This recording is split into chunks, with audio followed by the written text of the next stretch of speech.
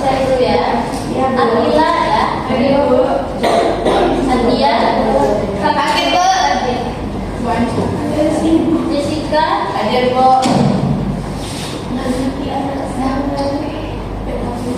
Laila. Hadir Bu. Naiska. Hadir Bu.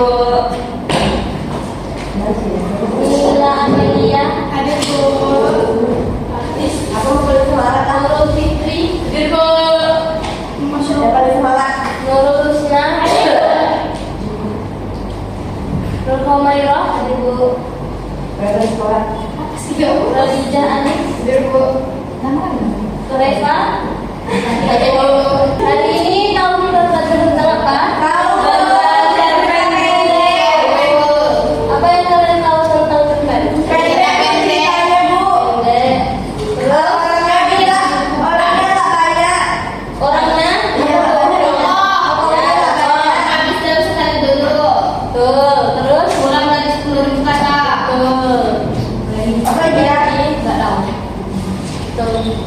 Jadi cerpen itu biasanya cuman ada paling banyak itu cuma 10.000 kata. Pasti jalan itu ya Bu. Kalau misalnya ada di laptop bisa kita hitung dari mata otomatis ya. Nanti terhitung dia berapa kalimat atau matanya. Sekarang kan udah canggih ada digital. Jadi terus kalian tahu nggak beda dari cerpen sama novel? Beda Bu. Kalau jadi itu apa Bu? Novel banyak Bu. Ya. Kalau cerpen bisa kalian selesai baca dalam berapa lama? 10 menit. Satu hari Bu.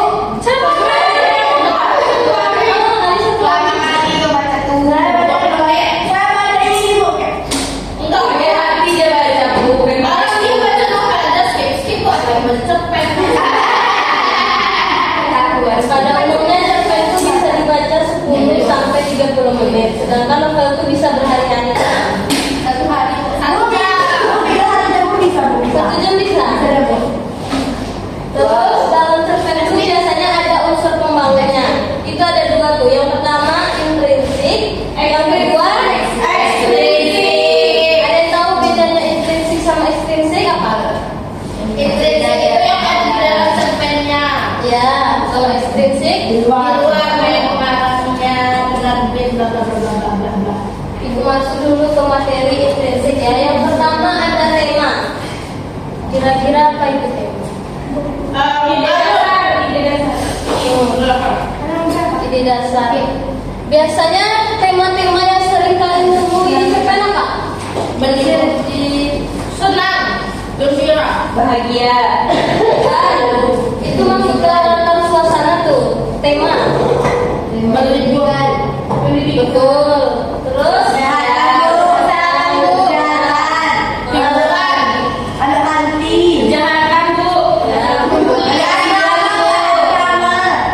tema yang suka kalian baca apa? Yang sering kalian baca tentang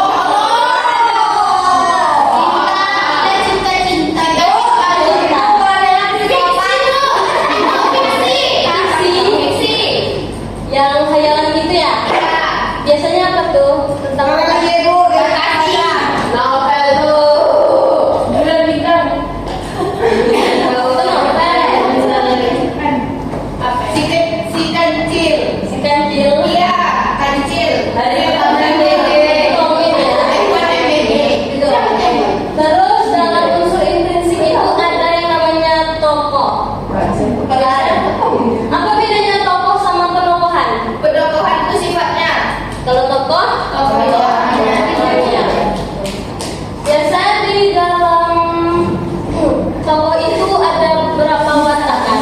Apa aja yang kalian tahu? Antagonis, protagonis, antagonis apa?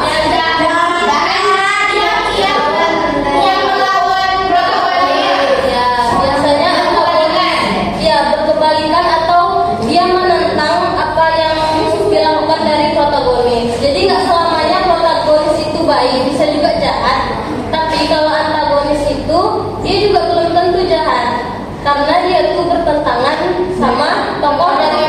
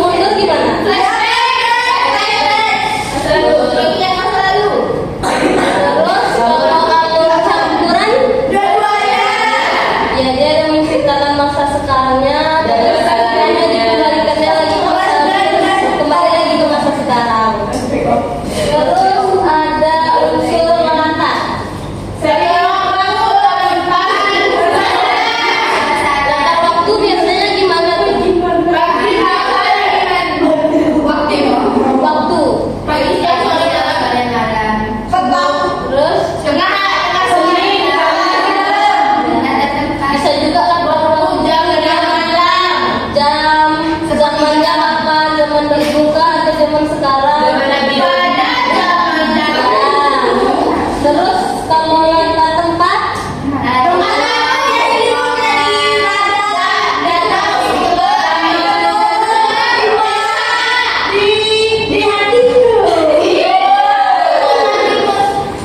terus kalau langkah suasana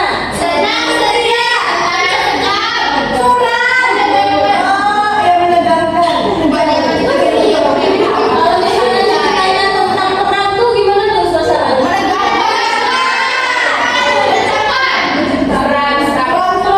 Kalau misalnya masa-masa sekolah nih apa sih?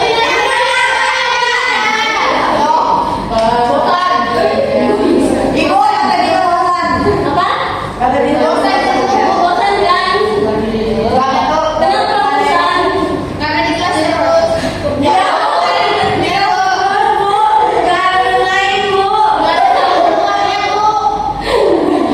Terus kita masuk ke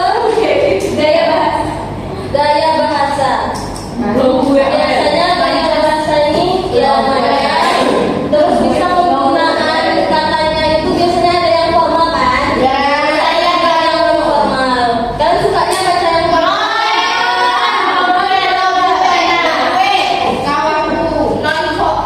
yang formal? Kenapa? Lebih terstruktur. Masya Allah. Saya juga nih.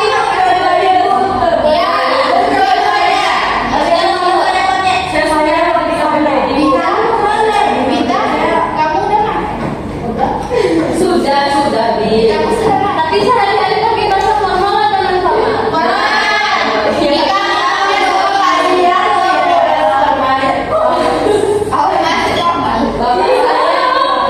saya mah gila ya orang yang bisa. Kita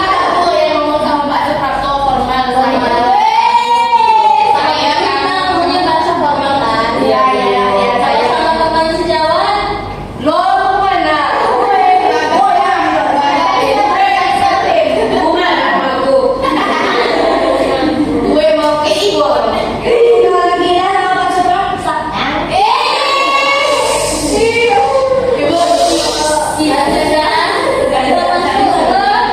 Sudut pandang. Sudut pandang ada apa aja?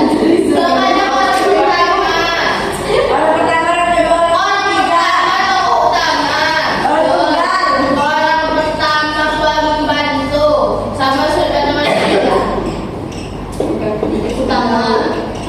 Biasanya orang pertama tokoh utama ini dia menggunakan apa? Gue terus. Nah biasanya kalau pelaku utama itu dia dari tokoh aku terus dia tahu perasaan terus pikiran dari tokoh aku ini sendiri tapi dia nggak tahu bagaimana perasaan dan pikiran dari tokoh lain. Terus ada orang pertama pembantu yang tutup biru.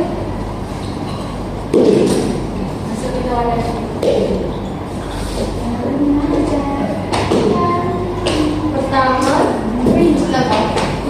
tokoh sampingan. Siapa yang makan tuh? Ya ada dong. Kalau orang tokoh sampingan ini gimana?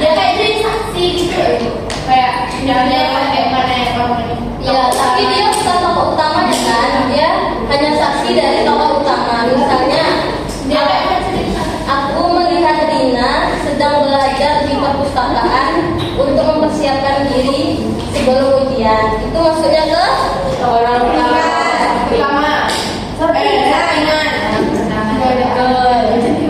Terus ada apa lagi? Orang ketiga. Ibu dia lagi tawa. Kenapa? Orang ketiga ini biasanya gimana? Sebut nama orang itu tokoh-tokohnya. Dari tokoh-tokohnya itu dari sudut pandang siapa ke orang ketiga? Dari penulis. Ya, dari penulisnya. Sedangkan kalau orang pertama ini sudut pandangnya dari ya tokoh yang ada di dalam cerita. Selanjutnya Apa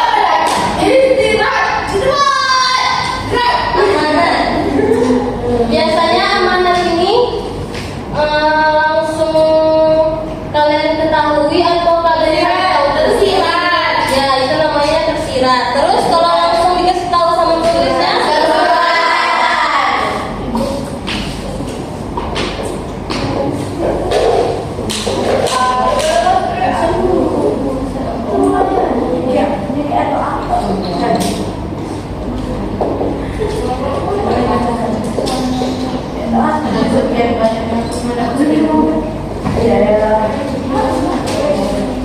ada yang belum paham dari unsur intrinsik nggak? Tidak ada, Ibu. Yakin. Oh iya, di penokohan tuh nanti dia ada 2 teknik. Pengarang tunjukin bagaimana wataknya. Ada 2 apa tuh? 2 cara. Analitik sama dramatik. Kalau analitik langsung, kalau dramatik Dialog gitu. iya. Dialog kayak misalnya ada teman Coba contohnya. yang Yang analitik coba dulu. Bagi kayak gini, kayak Rizkika merupakan orang yang baik, Iya. Langsung dideskripsikan sama pengarangnya bagaimana watak dari tokoh tersebut. Kalau yang dramatik bisa Gini, kayak misalnya buat dialog kayak ngasih tahu orangnya nggak sih, bukan misalnya gibah nggak sih? Kita tuh orangnya suka gibah.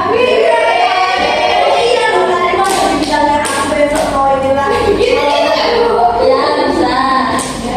Mau belajar 10.000 belajar deh.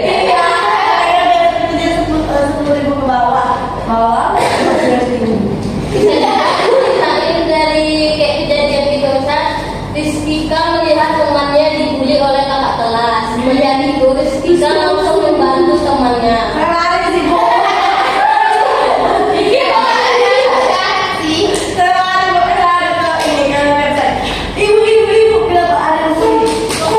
Itu kan tadi bisa termasuk membantu kan? Berarti sifat Rizkika apa? Baik. Sok baik. Aslinya jahat, Bu. Iya, masa suka nyuri, Bu?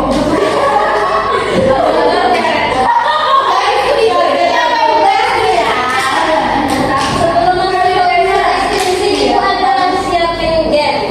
Nanti kalian dibagi menjadi 2 kelompok.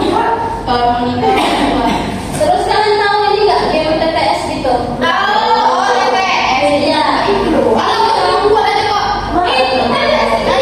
Tahu kok tahu. Nah, ini berapa lagi?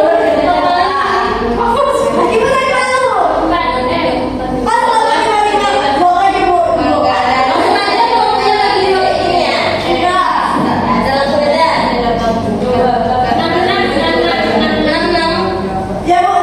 Berapa nih 6? Iya. Nanti kan 6 orang kan.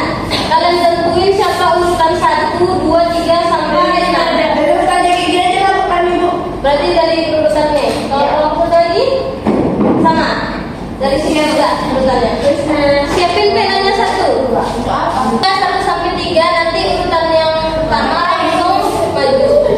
Terus kalau misalnya kalian nggak bisa jawab lagi, kita mundur lagi ke urutan ke-2. Gitu seterusnya ya. Ya, nanti bisa semua 1, 2, 3.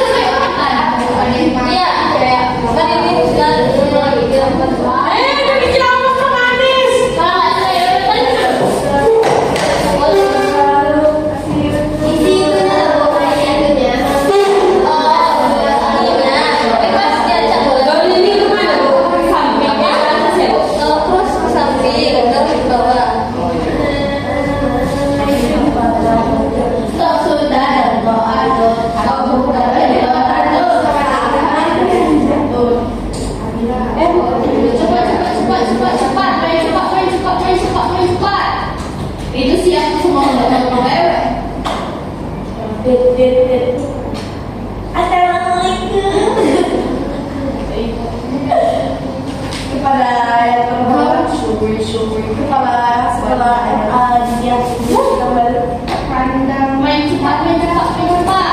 Ini dari muda ya. Mek, jawab semua Mek. Jelas.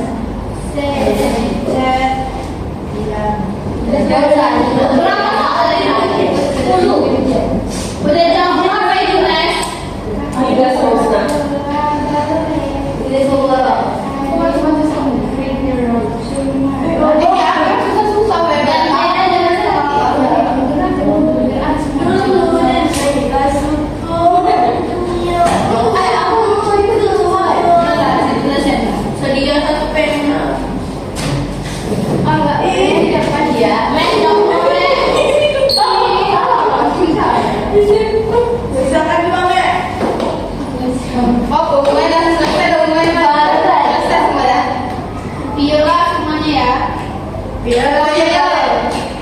Ibu, kita pakai. Pasti yang banyak loh. Cuman ini. Udah. Apa di mana?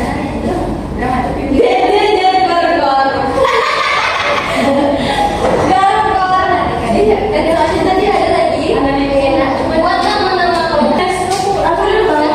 Ini benar siapa?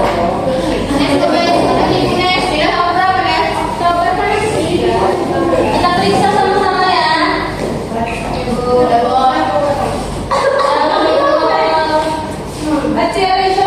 Satu.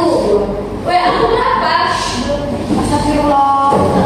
Gagasan utama atau ide pokok yang mendasari keseluruhan cerita di tema.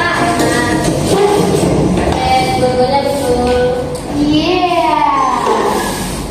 Terus yang kedua, teknik penokohan di mana watak tokoh digambarkan melalui dialog dan analisis teknik melalui dialog. Betul dua-duanya. Nomor 3,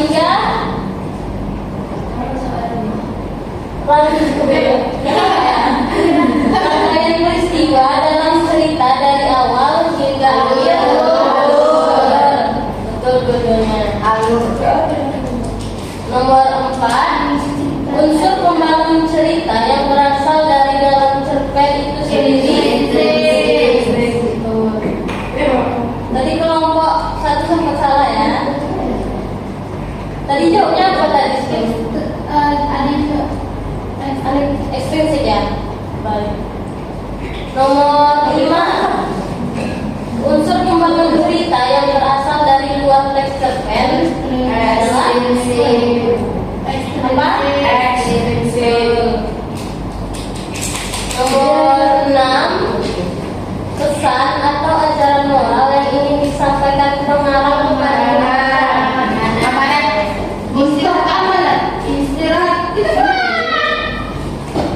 Nomor 7, keterangan tentang tempat, waktu, dan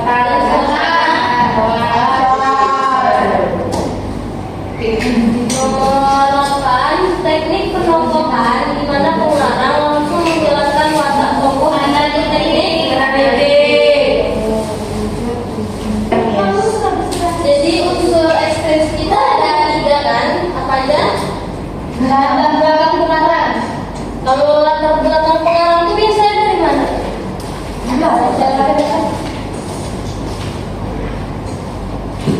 Biasanya kalau latar belakang pengarang itu nama, betul, biografi dan biografinya juga bisa. Misalnya dia buat cerita tentang masa penjajahan, terus pengarangnya itu merupakan pahlawan dari masa penjajahan itu, berarti bisa berhubungan kan dari latar belakang pengarangnya. Kalau misalnya latar belakang masyarakat biasanya ya, Berarti masyarakat misalnya pas penjajahan tadi itu. kalau itu bisa. Misalnya latar belakang ceritanya tentang ini. Sekarang yang lagi banyak digunakan sama anak muda ini kan HP. Misalnya cerpennya tentang penggunaan HP digital. Berarti latar belakang masyarakat yang sedang populer saat ini penggunaan HP. Ada yang bisa contoh nggak lagi? Misalnya apa? Yang sering terjadi di sekitar lingkungan kita. Main Roblox bisa. Berarti nanti dia cerpennya menceritakan tentang Roblox. Terus ada nilai-nilai yang terkandung di dalam cerpen. Nilai moral. Biasanya ada nilai Religi, moral, sosial, budaya, dan nilai pendidikan. Nilai-nilai yang sering kalian temui di sekitar lingkungan sekolah apa? pendidikan. Nilai religi ada nggak? Ada. Apa biasanya? Ya, Sholat. menghafal. Iya, nilai moral yang bisa kalian ambil selama di sekolah apa ya? Harus menghormati teman, Guru. guru, orang tua, 5S. Apa tuh?